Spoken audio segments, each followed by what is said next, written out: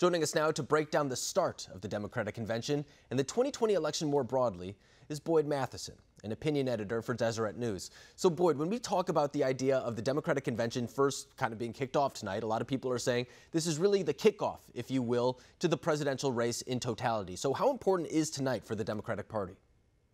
Well, I think it's important. Obviously, it's a little different than it's been in the past. You don't have the big crowds and a lot of cheering, which should actually change the dynamics of the speeches that are delivered.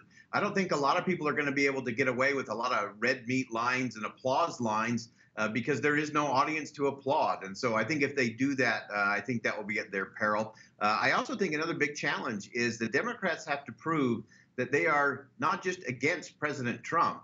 They have to prove that they are actually for the American people. And that, to me, is going to be the ultimate test. I think the line you're going to hear most over the next 4 days is the battle for the heart and soul of America.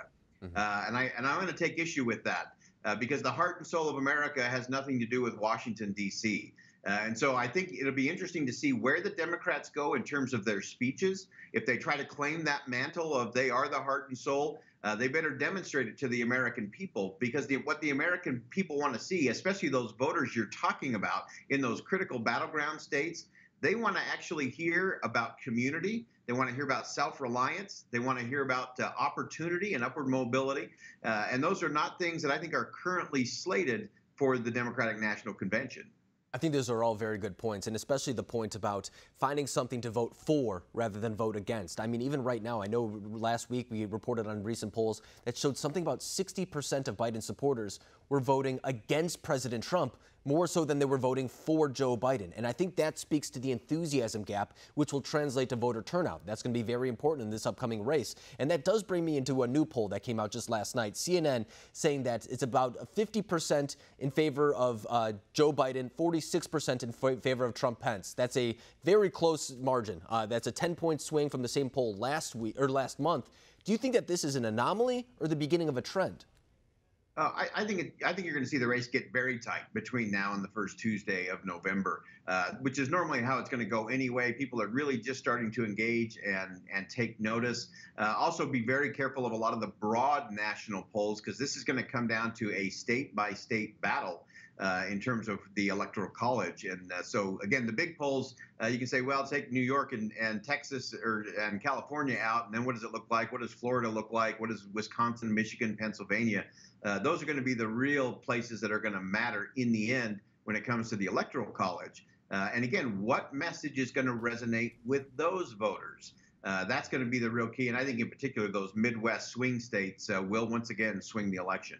And that brings me to the next point in that poll as well. And when it came to battleground states, it's even closer than that 50 to 46 margin. It's 49 to 48 in those battleground states. So that's exactly to your point, that it's really going to once again come down to a Michigan, Wisconsin, Pennsylvania. Some people are also saying maybe Georgia, Arizona could be in play, but I think it's really going to be the Rust Belt that we saw in 2016 as well. So when it comes to that, it seems like the Biden campaign, I mean, they've been accused of stealing, if you will, or plagiarizing the economic package proposed by the Trump team. But I think that is what it's going to come down to in these final couple of months, really making those economic arguments to those swing states, explaining to those voters why they think whatever candidate should be the one to build back this economy coming out of the coronavirus pandemic. So what do you think the next 2 months look like? Is it the two campaigns really competing for that economic message? I think it's both the economic message, but I do think it's also the America message. And whether you believe that it's about government or whether it's about people and community. If you're talking community, that really resonates in places like Michigan, Ohio, Pennsylvania, Wisconsin.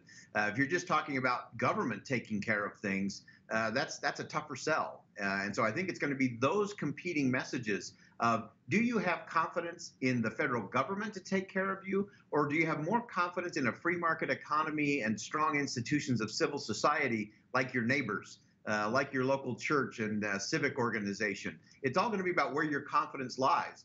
Right now, there's not a lot of trust in big government. I think more people are looking to their neighbors and to each other. That's one thing we found during the pandemic is people take care of it. The heart and soul of America is the heart and soul of the people of America. And I think whoever gets to that message first after Labor Day will carry the day in November. I think you're exactly right. And I think the coronavirus pandemic kind of isolated the issues a little bit more so, where they are kind of narrowly tailored to maybe a couple issues, whereas in the past it's been a little bit more broad. But then we've also seen with the protests that have happened as of recently, and I think that builds into the very argument that you're talking about, is what kind of fabric of society are we? Are we one that helps each other out? Are we one that tears down small businesses? What are we? And what are we willing to do in the name of whatever reform that we're looking for? Because the American people are open to reforms in some degree, but as soon as you look at rioting, for example, or looting, that's when they start becoming a little more skeptical of the overall movement. So I think that it's going to be a little bit more narrowly tailored when it comes to the topics this time around, but I think that it's still the bigger message of what you're talking about, coming back to community and what type of nation you want this to be moving forward. I think you're exactly right to say that. But Boyd Matheson. And I think it's the one area where I will agree with Hillary Clinton. It does take a village, but you have to remember the village is not the government. It's the people.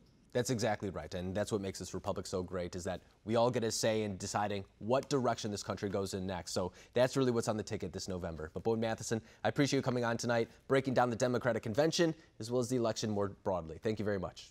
Thanks, Alex.